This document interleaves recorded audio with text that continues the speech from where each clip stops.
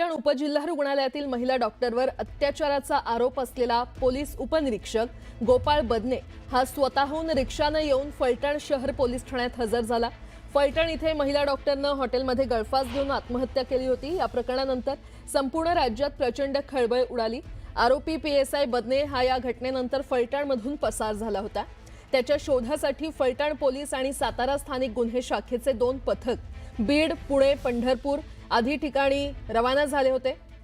तर बदने 2 दिवस नेमका कुठे कुठे फिरला, त्याला कुणी कुणी मदत केली याची सारी माहिती पोलीस त्याच्याकडून घेतायत। आता पीएसआय बदनेच्या चौकशीतून या प्रकरणातील आणखी वस्तुस्थिती समोर येऊ शकते।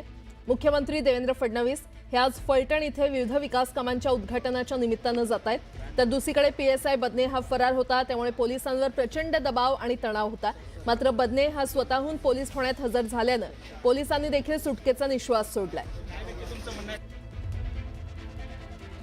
आणि या संदर्भात अधिक माहिती देत आहेत आमचे प्रतिनिधी सचिन जाधव आपल्यासोबत जोडले गेलेले आहेत।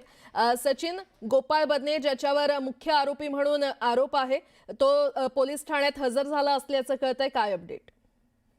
अगदी काल रात्री गोपाळ बदने हा स्वतःहून पोलीस ठाण्यामध्ये हजर झाला।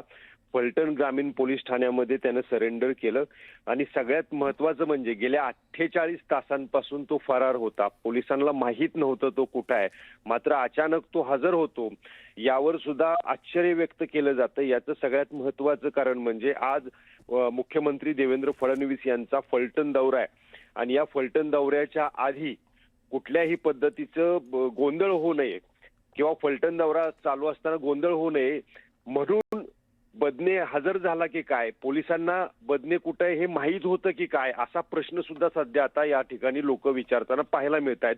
मात्र बदने हजर झालाय, पोलिसांची चौकशी सुरू आहे आणि जे आणखीन बरंच काही सत्य आहे ते आज दिवसभरात बाहेर येताना आपल्याला पाहायला मिळेल। ठीक आहे सचिन, अपडेट घेत राहू, तुर्तास धन्यवाद।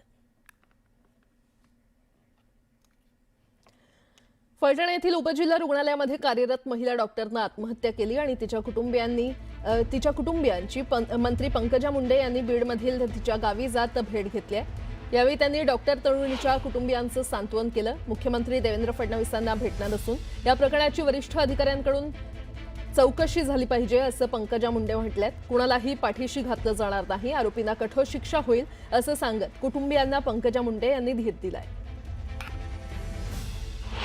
ती एक डॉक्टर मुलगी होती, शेती करून मजुरी करून खाणारी, तिच्या आई वडिलांची काही परिस्थिती नाही मुलीला डॉक्टर करायची, पण ती हुशार होती, ती डॉक्टर झाली आणि तिथल्या सिस्टीमच्या विषयामध्ये ती वेळोवेळी विषय मांडत होती। अन्याय होतोय, हे चूक होतंय हे ती लेखी सांगत होती, म्हणजे ती निर्भीड पण होती। तर अशा मुलीवर ही वेळ का आली असावी आणि त्यामध्ये कोण जबाबदार आहे, तिच्यावर ही वेळ आणण्यामध्ये किंवा आणखी काय घडलंय याची चौकशी डिटेल झाली पाहिजे, फास्ट झाली पाहिजे, हा आग्रह माझा असेल। मी स्वतः मुख्यमंत्र्यांना मंगळवारी भेटणार आहे। हा गंभीर विषय आहे, मी स्वतः आदरणीय देवेंद्रजी फडणवीस यांना भेटणार आहे, बोलणार आहे। वरिष्ठ अधिकाऱ्याकडनं निपक्षपातीपणे याची चौकशी झाली पाहिजे, कोणालाही पाठीशी घालतंय असं जराही परिवाराला आणि लोकांना वाटलं नाही पाहिजे, असा आग्रह मी धरणार आहे।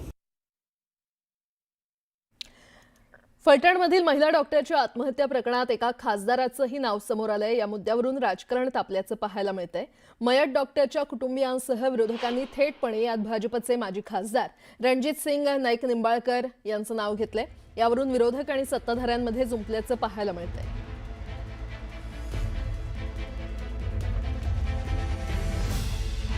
भारतीय जनता पार्टीचे माजी खासदार या भागाचे निंबाळकर, मला वाटतं रणजित निंबाळकर त्यांचं नाव आहे।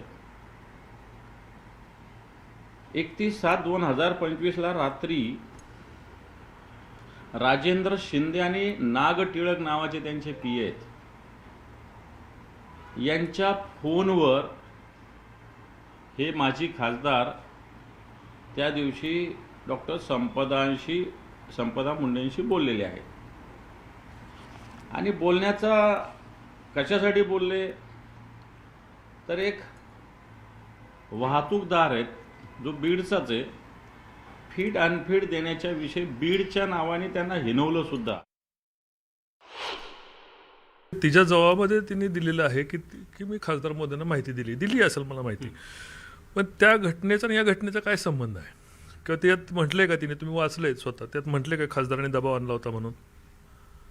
मी तुम्हाला विचारतो. खासदारांचं फोनवरनं बोलणं झालं होतं असं ते ती म्हणते, पण त्याच्यामध्ये म्हटलंय का असं कुठं दबाव आणला होता म्हणून? मी तुम्हाला प्रश्न विचारतो. म्हणते दबावाचा त्यामध्ये उल्लेख नाही, पण या प्रकरणात तुमचं नाव आता गोवलं गेलंय. कुठल्या प्रकरणात? नाही, ते चौकशीचा विषय 1 वर्षापूर्वीचा आहे, त्या विषयाचा आहे. त्याचा ना आत्महत्येचा काय संबंध आहे का चौकशीचा? दरम्यान विरोधकांनी राजकारण करू नये असं आवाहन मुख्यमंत्र्यांनी केलंय.